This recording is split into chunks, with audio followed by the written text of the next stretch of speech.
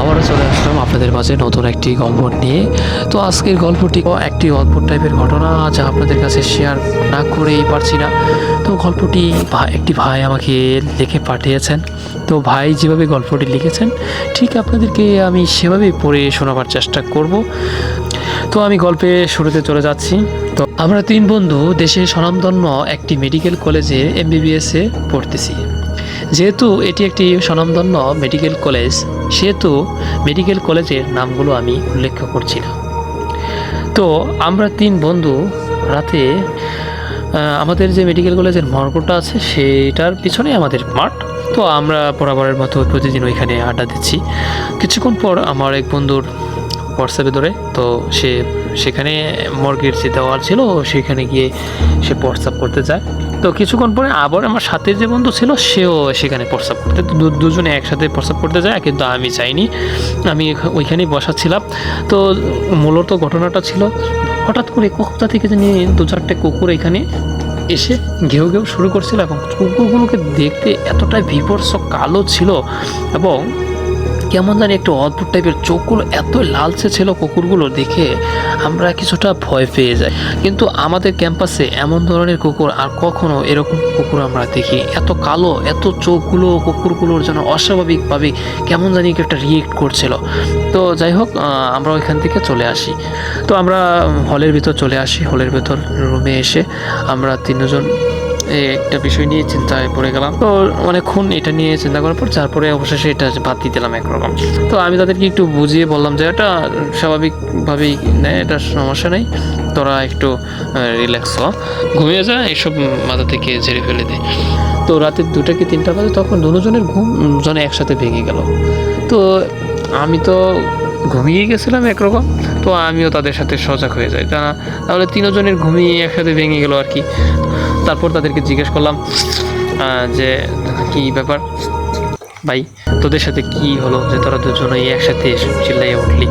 তো তারা বলতেছে, ভাই কি দেখলাম এটা। ওই কি দেখলি? ওই তোদেরকে আমি ছাড়বো না। ওরা বলতেছে, আমিও তো সেম কাহিনী ভাই, আমাকেও দেখলো ভাই, তোদেরকে আমি ছাড়বো না, একই কাহিনী। এরকম কথা বলতেছে, স্বপ্নের মধ্যে কোনো একটা অবয়বে তাদেরকে এমন একটা কথা বলছে। তো দুজনই একই স্বপ্ন দেখলো। এই জিনিসটা আসলে আমার কাছে খুবই একটু চিন্তার বিষয়কে খুবই টেনশনে ফেলে দিল, যে আসলে একই স্বপ্ন দুজনে কিভাবে একসাথে এবং একই সময় কিভাবে দেখলো। আমি তো একটু ভয় পেয়ে গেলাম যে আসলে কি হইতে চলেছে বিষয়টা। তো যাই হোক, তারপর তাদেরকে একটু বুঝ দিয়ে কোনোরকম টেনশন মুক্ত করে তারপর একটু তারা আবার ঘুমিয়ে পড়ে তখন, আর তারপরে ঘুমার পরে আর কোনো সমস্যা হয়নি। তো বেশ কিছুদিন যাওয়ার পরে 3-4 দিন কি 5 দিন এরকম হবে, সপ্তাহখানিকের মতো। তো 4-5 দিন ভালোই যাচ্ছিল, কোনো সমস্যা আল্লাহর রহমতে হয়নি। তো সপ্তাহখানিক পর আমাদের একটা ক্যাম্পাসের যে বিশাল একটা অনুষ্ঠানের আয়োজন করা হয়। তো সেই অনুষ্ঠানে আমরা কিছুটা আয়োজন করি, অনেক পরিশ্রম করি, অনেক শরীরে ঘামটাম বের হয়। তো আমরা আমাদের ক্যাম্পাসের পাশে পুকুরটা আছে, সেখানে আমরা সবাই মিলে একটু সাঁতার টাতার কাটি, ওইখানে গোসল টোসল করি। তো ওইখানে গোসল করার পরে সকলেই দুপুর দিকে গোসল সেরে সবাই যার যার মতো ক্যাম্পাসে চলে আসে। তো আমরাও গোসল টোসল শেষে ক্যাম্পাসে চলে যাই। তো সেদিন আমাদের 2 বন্ধু আর আমি তো সেদিন ছিলাম। তো আমি উঠে পড়ি, আর আমার বন্ধু আরেকজন সেও উঠে পড়ে। কিন্তু সে তৃতীয় বন্ধু যে সে ছিল, সে এখানে গোসল করা অবস্থাতে ছিল, কিন্তু সে গামছা দিয়ে শরীর পড়ছিল কোমর সমান পানিতে গামছা দিয়ে মাথা পুষছিল। তো আমরা ভাবছি হয়তো সেও চলে আসবে, তো আমরা যাই উপরে রুমে যাইতে থাকি। তো 5-10 মিনিট 15 মিনিট হয়ে গেছে, যখন সে আসেনি, তখন মনের মাঝখানে একটু খটকা বাজলো, কখন আসার কথা আর এখনও আসেনি, ছেলেটা এখনও শরীর মোছা হয়নি। তো আমরা আবার দুজন গিয়ে ওইখানে গিয়ে দেখি যে সে আর সেখানে নেই। তো পুকুরে নেই, কিন্তু পুকুর থেকে নেই, তাহলে গেল কোথায়? সরাসরি পুকুর থেকে তো আমাদের হলে আসার কথা, তো সে এখানে নেই, তাহলে গেল কোথায়? তো আমরা তো একটু টেনশনে পড়ে যাই। আসলে একই সাথে যাওয়ার দরকার ছিল, তাকে রেখে যাওয়াটা আসলে আমাদের ঠিক হয়নি। তো আমরা অনেক হলে ক্যাম্পাসে অনেক খোঁজাখুঁজির পরে তাকে যখন খুঁজে পাইনি তখন আমাদের মনে খটকা বাজলো যে সেই স্বপ্নের কথাটা, যে তাকে তাকে ছাড়বে না এমন একটা কথা বলছিল। তখন তো আমাদের মাথায় একটু মগজ একটু নাড়া দিল যে আসলে পানিতে সে সত্যি অনেক সাঁতার পায়, সে অনেক সাঁতার পারে, তো সে পানিতে ডুবে যাওয়ার কোনো কথা না। আর সে কোমর সমান পানিতে কীভাবে ডুবে যায়, খটকা বেজে গেল। জাল নিয়ে আসলাম, ডুবুরি নিয়ে আসলাম, তো জাল টেনে দেখি যে তাকে পাওয়া যায় কিনা। তো জাল টেনে পুরো পুকুর খুঁজে পেলাম, তাকে কোথাও পেলাম না। তো বিকেল দিকে যখন কোথাও পেলাম না, বিকেল দিকে আমাদের এক বড় ভাই ক্যাম্পাসের, সে বিকেলে কোথা থেকে এসে যে গরম লেগেছে সে পানিতে নেমে এসে গোসল করবে। তো সেখানে গোসল করা অবস্থায় সে যখন পানিতে নামে তখন তার পায়ে জানি কেমন যেন একটা মানুষের হাতের মতো পায়ে বাজে। তো ভাই তো চিৎকার দিয়ে উঠে যে ভাই পায়ে কী বাজলো, এটা কী জানি বাজলো, একটা মানুষের হাতের মতো লাগলো। আমি তো খুব ভয় পেয়ে গেছি। তো পুরো ক্যাম্পাসের সবাই তখন একসাথে হয়ে গিয়ে আমরা তখন সেখানে গিয়ে বলি ভাই কী হয়েছে, ভাই কি হাতে। আমরা তো এমনিতে টেনশনে আছি এবং ভাইয়ের চিৎকার শুনে আমরা চমকে গেছি যে আসলে কি ভাই তাকে পাওয়া গেল কিনা, তো তাকে কোথাও পাওয়া গেছে কিনা। তো আমরা সবাই তার ডাকে চমকে গেলাম যে আসলে ভাই কী হয়েছে তোমার। তো ওই দেখে এখানে আমি নামছিলাম, এখানে আমার মানুষের হাতের মতো কী জানি একটা পাচ্ছে। ভাই তো ঘটনা কিছুটা জানতো, আর জানার পরে এতটা ভাবেনি যে আসলে এখানে এরকম কিছু একটা। তো আমরা সেখানে আমি আর আমার বন্ধু সেই দুজন মিলে সেখানে তাড়াতাড়ি পানিতে নেমে সেইখানে হাত যেখানে ভাইয়ের বেঁচেছিল ওইখানে যাই, যে গিয়ে ডুব দিয়ে দেখি যে ওইখানে একটা হাতের মতো মানে পুরোটা মাটির নিচে পুরোটা মানে মাথা সহ গাড়া এবং হাতগুলো উপরের দিকে বেশি আছে।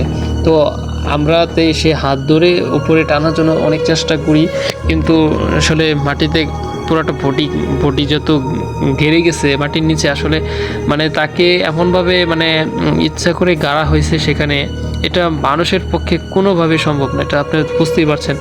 সেখানে এমনভাবে তাকে মানে গাড়া হয়ে আমাদের ওঠাতেও খুব কষ্ট হচ্ছিল।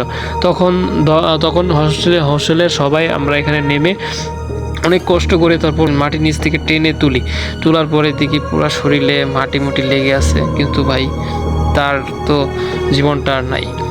সেই বন্ধুকে হারিয়ে আসলে খুবই খারাপ লেগেছিল তখন। তো সে এভাবে মারা যাবে আসলে কল্পনাই করতে পারিনি, যে আসলে স্বপ্নে যা বলেছিল তাই হয়ে গেল, এমন একটা কাহিনী হয়ে গেল। তারপর আমার সেই বন্ধু তাকেও বলেছিল যে ছাড়বে না, তো সেই বন্ধু তো কান্নাকাটি শুরু করে দিয়েছে অলরেডি। ওনার সাথে কি হয়েছে, এখন তার সাথে কি হবে সে খুবই কান্নাকাটি শুরু করে দিয়েছে। তো কান্নাকাটি করে তো আর কোনো লাভ হবে না, এখন যা করার তো করতে হবে। তো একটা বড় হুজুর টুজুর ডেকে সে তার ফ্যামিলির সাথে বিষয়টা শেয়ার করে সে একটা বড় হুজুরকে ডেকে সেই বিষয়টা বলার পরে সেই হুজুর তাদেরকে বলে যে তোমাদের উপর একটা জিনের আসর হয়েছে, যে তোমরা ওই দেওয়ালে প্রস্রাব করছিলা, সেখানে জিন ছিল। তো তোমাদেরকে সেই জিনে তোমাদের প্রতি খুবই রাগান্বিত হয়েছিল, তাই তোমাদের উপরে এরকম প্রতিশোধ নিচ্ছে। তো তোমার কিছু হবে না, আমি তোমাকে ওই জিনের হাত থেকে রক্ষা করে দেবে। তো হুজুরকে বলে সে মোটামুটিভাবে সেই বন্ধু আমার এখনও ভালো আছে, কিন্তু দুঃখজনক ছিল যে আমার সেই বন্ধু দুনিয়াতেই নেই। তো আসলে ভাবলেই খুবই অভাব লাগে যে আসলে ভালো একটা মানুষ কিভাবে হঠাৎ করে আচমকা দুনিয়া থেকে চলে গেল। এমন একটা কাহিনী ঘটে গেল যা আসলে সত্যিই আমাদের জীবনে খুবই স্মরণীয় হয়ে থাকবে। ভাবতেও পারিনি যে এমন একটা অলৌকিক ঘটনা ঘটে যাবে।